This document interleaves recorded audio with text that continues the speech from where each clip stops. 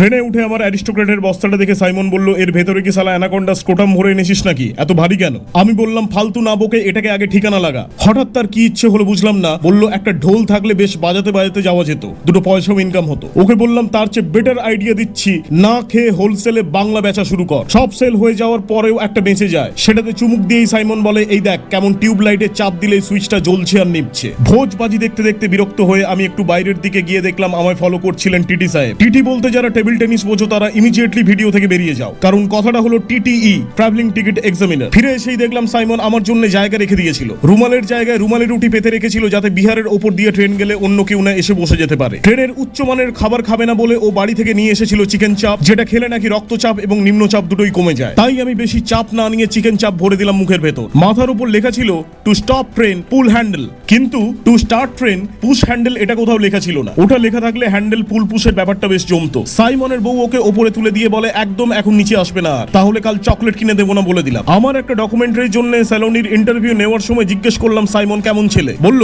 ও আমায় বিন্দুমাত্র ভয় পায় না, শুধু একটু চোখ দেখালেই ওপরে গিয়ে উঠে পড়ে। এরকম একজন বউ পেয়ে ও সত্যি খুব লাকি মনে করে নিজেকে। ট্রেনের মধ্যে একটা বাঙালিয়ানার ছাপ ছিল, কারণ রাতে আমাদের পড়তে দেওয়া হয়েছিল ধুতি আর পাঞ্জাবি, সেটা পরেই রাতে ঘুমিয়ে পড়লাম। বাকিটা বলছি পরের এপিসোডে। এবার ভিডিওটা শেয়ার করে আর আমায় ফলো করে উদ্ধার করে দিন।